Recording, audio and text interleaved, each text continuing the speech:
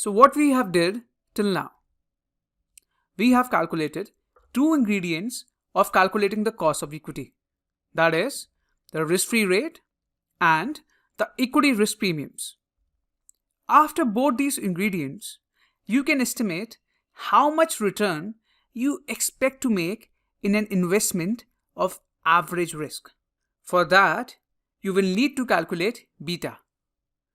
Beta answers the question, how risky is your particular company relative to an average risk company?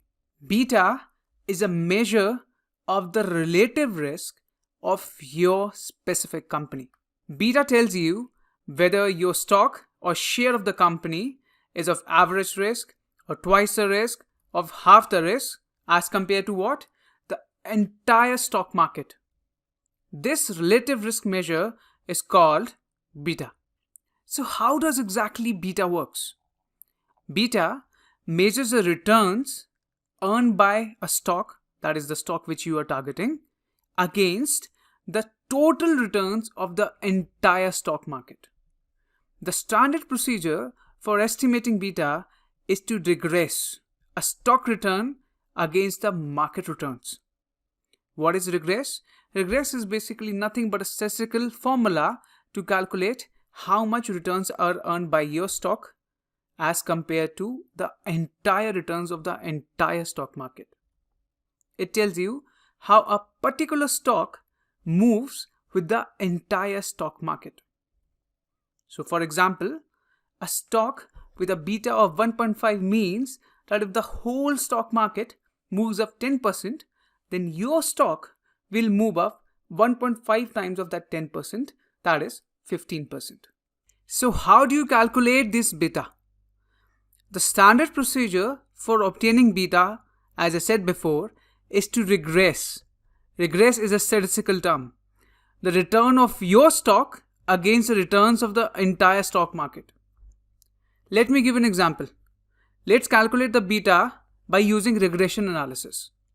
In this simple example, we have 10 years, we have your stock price at the end of year 10, and we have the price of the entire stock market denoted by S&P 500 price, year on a year basis. Now how do you calculate regression beta?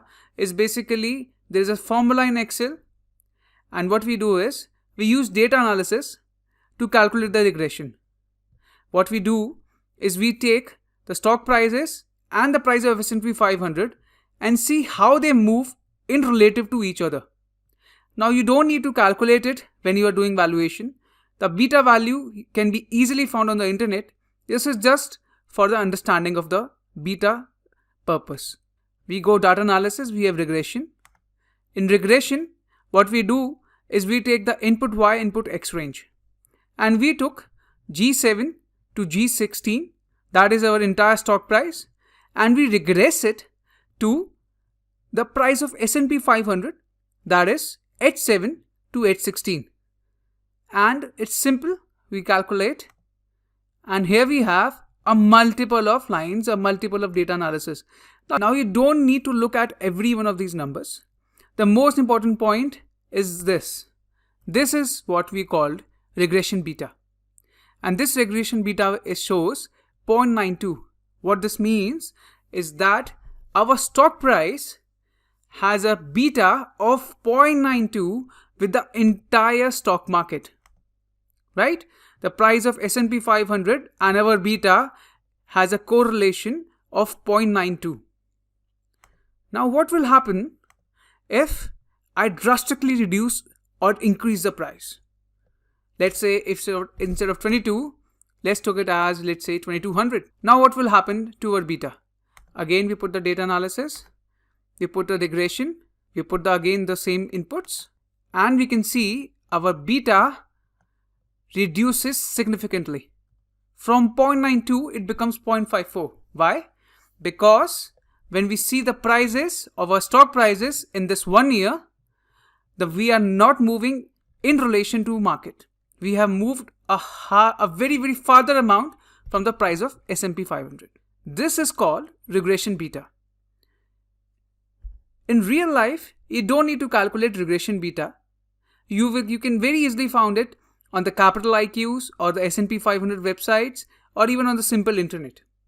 I just wanted to tell you how it is calculated.